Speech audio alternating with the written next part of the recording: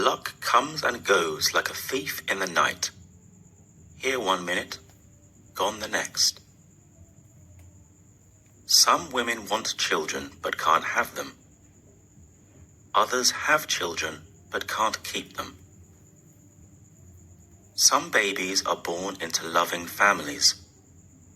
Others never sleep in their own mother's arms and never know their father's name. And in the end, which of them is lucky and which unlucky? Who can say?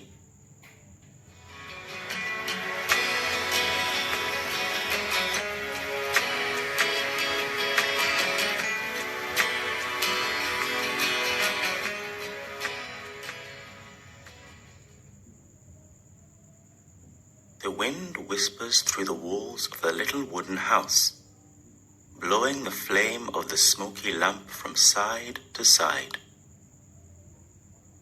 An old man sits, resting his arms on his legs, looking down at the wooden floor. How long will it be, he thinks. The end must come soon. It must. Across the room from him sits a woman. She is a stranger and does not belong in this house. Everything about her is different. She looks different. She sounds different. She smells different. She has sat here in this poor little house for 7 hours, but still the wind carries her expensive perfume, a smell from another world. She and the old man are different in every way, but she, too, sits on an old wooden chair, looking down at the wooden floor. How long will it be, she thinks. The end must come soon. It must. Sometimes they hear a cry from the other room. Each time, the old man feels that cry all through his body. A father feeling a child's pain. A loud scream brings both the old man and woman stranger to their feet. They wait. Minutes later, an old woman comes through the door, holding a baby in a blanket.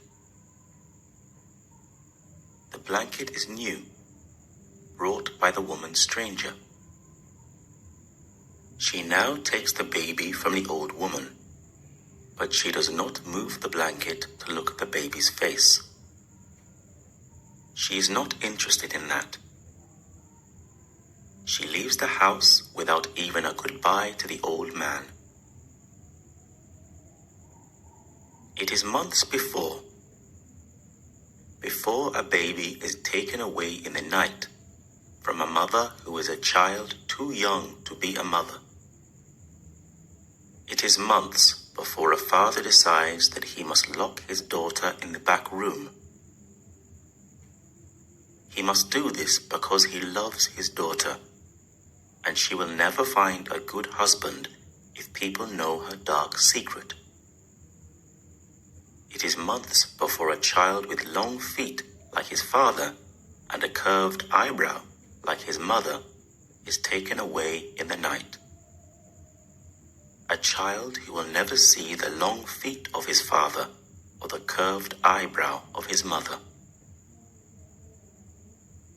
It is morning, on that day months before, and a young woman, hundreds of miles away, wakes up to find a little blood between her legs. Now her husband's family will decide that she can never have children. And her husband's mother will say, once again, that she is no good. She will say that a woman who cannot have children is no use to the family. Tears run down the young woman's face, and she wants to die. because she does not want to give this news to her husband, who was hoping.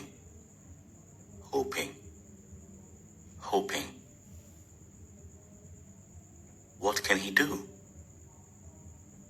He has fought with his mother again and again, but now he has to agree at last. He has to say, yes, he will take this barren woman back to her family.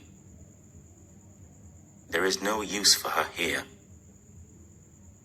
He is the only son of the house, and a wife who cannot have children is no use to him and his family.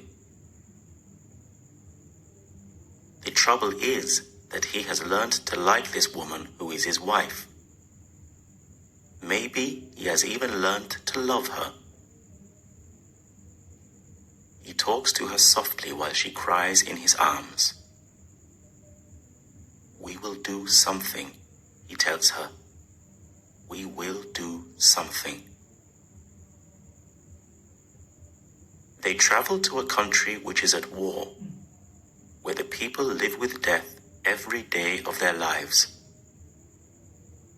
And for these people, a baby who is taken away from them is a baby who has escaped from the house of death. This is what the woman tells them. The woman stranger who smells of expensive perfume. Now she is in the place where she belongs, in a cool, modern office with carpets on the floor and soft, comfortable chairs. It will cost them money, the woman tells them. A small sum of money for this only son and his barren wife, but a very large sum of money for the old man in his wooden house. But he will not see that money.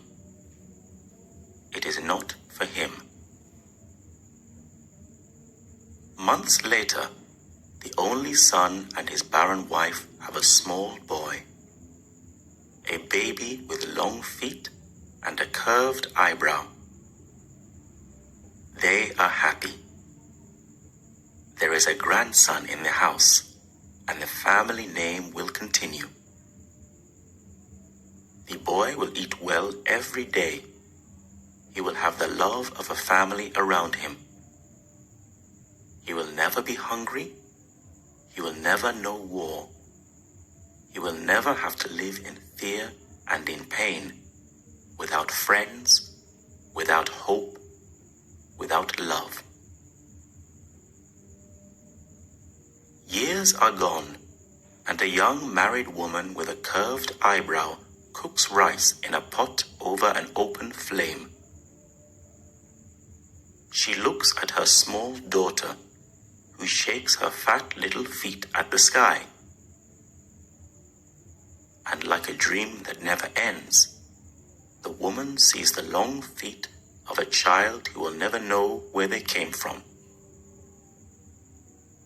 The tears run slowly down her cheek, falling, lost in the steaming pot of rice.